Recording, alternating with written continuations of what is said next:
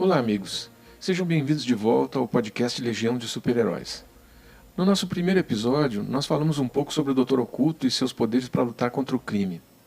Neste episódio, nós vamos falar sobre o Gongo, originalmente conhecido como The Clock, que foi o primeiro combatente do crime a aparecer mascarado nos quadrinhos americanos. Ele pode ser considerado como um elo perdido entre os heróis do cinema e dos quadrinhos. E foi a primeira tentativa de criar um herói mascarado para alavancar a venda de revistas em quadrinhos. Embora o Superman seja o arquétipo do personagem de super-herói como nós conhecemos, o Gongo foi uma espécie de precursor dos detetives mascarados que vieram depois. Foi durante a Idade de Ouro dos quadrinhos que se começou de fato a construir esses arquétipos básicos para os super-heróis mais realistas que encontramos nos quadrinhos de hoje. A identidade secreta do Gongo, sim, ele também tinha uma identidade secreta, era a de Brian O'Brien, um membro da alta sociedade americana. Ele era um ex-procurador de justiça que se tornou o Gongo para assumir um papel mais proativo no combate ao crime.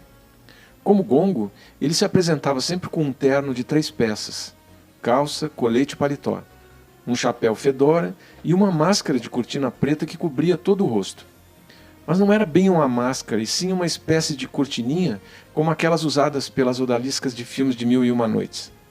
O chapéu fedora, que hoje nós também conhecemos como chapéu borsalino, é aquele chapéu de aba média e copa com vinco bem marcado, muito usado também nos filmes de gangsters. Assim, tirando a cortininha, era até um super-herói elegante. Veja que ele entra na categoria de super-heróis ou de precursor dos super-heróis por conta de suas habilidades especiais, que não eram ainda superpoderes. Ele tinha um domínio dos disfarces e usava uma série de engenhocas inteligentes, como por exemplo uma bengala cuja cabeça se tornava um projétil e um pino de diamante que disparava gás lacrimogêneo. Geralmente, durante suas missões pelo mundo do crime, ele costumava deixar um cartão de visita com a imagem de um relógio sobre uma máscara e frases como "o relógio bateu" ou "o relógio vai bater". Além disso, o Gongo era um hipnotizador talentoso, era ventríloco, boxeador, químico, inventor, investigador, arrombador e mestre dos disfarces. O cara não era fraco. E depois de trabalhar completamente sozinho, de 1939 até 1940, ele passou a ser auxiliado em sua luta contra o crime por um ex-boxeador chamado Pug Brady, que era um sujeito que tinha uma semelhança impressionante com o O'Brien e usava como disfarce um lenço amarrado no rosto como os bandidos de filmes de Bang Bang. Só que o Pug desapareceu das histórias do Gongo sem nenhuma explicação. Mas aí, em uma de suas aventuras, o Gongo foi gravemente ferido em um confronto com traficantes de droga e conseguiu se esconder no porão de um barraco abandonado à beira-mar. Por um golpe de sorte, ali ele encontrou uma jovem que cuidou de seus ferimentos, salvou-lhe a vida e acabou se tornando sua assistente. Essa jovem era Butch Buchanan. Depois disso, o Gongo decidiu abandonar a cortininha preta e passou a usar uma máscara que lhe cobria apenas os olhos, tipo aquela do Robin e tantos outros heróis mascarados. Mas o Gongo tinha um lado sombrio. Ele não tinha muita dificuldade em matar seus inimigos e nem mesmo torturá-los quando queria arrancar uma confissão.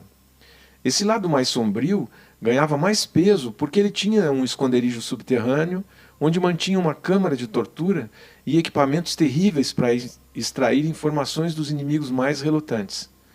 Esse dungeon tinha aparelhos medievais de tortura, uma câmara de brasas e uma gaiola de rato especialmente construída para torturar os bandidos. Ele era um herói meio louco, tanto dirigindo quanto voando, não tendo qualquer problema em jogar seu carro na direção do carro dos bandidos e causar uma colisão frontal, matando todo mundo e saltando do seu próprio carro no último segundo. O cara era um precursor do John Wick. Em uma perseguição aérea, O'Brien uma vez voou com seu avião sobre o avião dos bandidos, colocou sua máscara, subiu na asa e se atirou sobre o avião inimigo, deixando o seu próprio avião cair.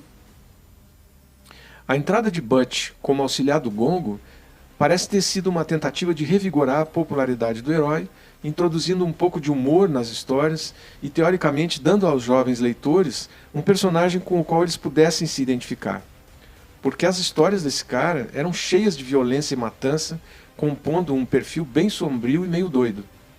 Embora tenha adicionado uma nova dimensão à personalidade do Gongo, isso não foi suficiente para salvar a vida do herói. De modo que esse foi o primeiro herói mascarado da América e desapareceu logo em seguida. De qualquer maneira, é possível imaginar que esse personagem tenha influenciado um pouco a criação do Detetive Spirit, de Will Eisner. Mas quando chegou o ano de 1944, o Gongo desapareceu, abrindo espaço para outro super-herói que vamos conhecer no próximo episódio. Até lá!